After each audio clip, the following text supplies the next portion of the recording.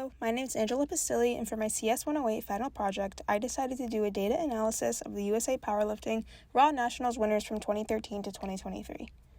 This topic is super interesting to me as a competitive powerlifter myself, and the data that I'm trying to analyze is a look into powerlifting's future trajectory. So, what's the goal of this project? To give some context into powerlifting first, USAPL was established in 1981 and ever since has been the leading drug-tested powerlifting federation in the U.S.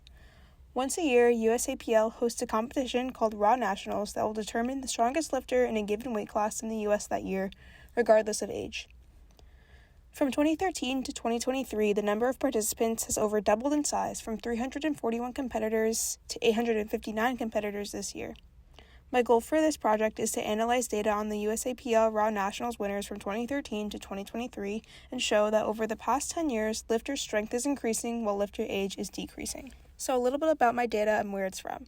So I source all of my data from USAPL's competition and lifter database. This database tracks the results of each competition, including all attempts, even if they were failed. A couple of things to know about my data is that there is no data for 2020 as Raw Nationals did not occur due to COVID, and I only use the last successful attempts of each lifter for squat, bench, and deadlift. Let's start the breakdown of our data. Where are all of these lifters from? Out of all 2013 to 2023 Raw Nationals winners, Texas was the most represented area with 35 lifters. This is most likely because there are many powerlifting gyms in Texas, and powerlifting generally started in Texas. So it makes sense that the majority of the lifters that have won are from Texas, in a state where they have the facilities to train. Moving on to lifter age, what is the distribution like? Out of all of the Raw Nationals winners from these past 10 years, the top majority were 27, 35, and 37 years old, while the bottom minority were 20, 59, and 67 years old. It seems that most competitors are in their mid-20s and 30s, which is generally the year where you start to lose strength because of age. So it makes sense that many are competing at that time. So getting into the lifting data.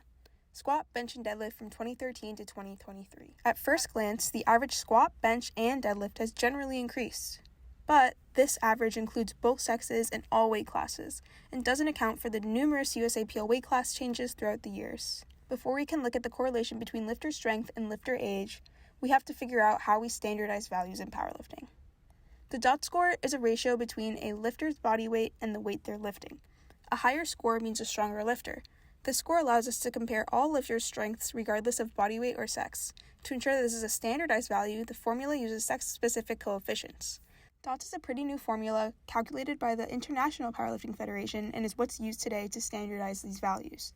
Knowing that DOTS is a direct indication of a lifter's strength, I created a whole new column in my data frame just for DOTS and calculated it for each lifter so I could see how they all stacked up.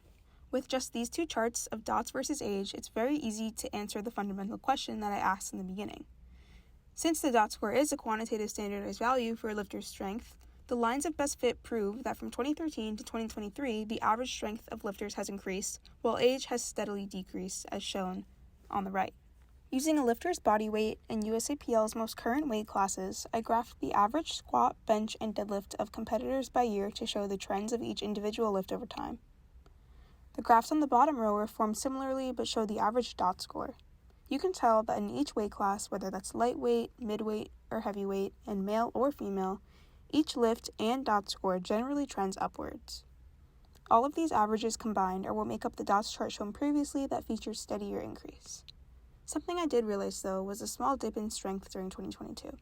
A small hypothesis I have is that dip is from the effects of gyms closing from COVID, which may not be correct, but I am curious. And speaking of curiosities, this project does leave me with further questions.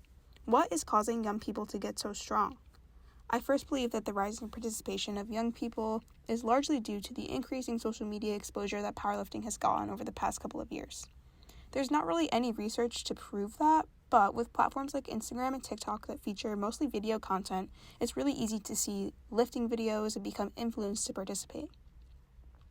As for the strength aspect, I believe that research on powerlifting and optimal training techniques is exponentially developing. Powerlifting coaches are also becoming popular options for lifters, which is a resource that may have not been accessible in the past. I would like to further explore these questions and see how the data of Raw Nationals winners changes in years to come.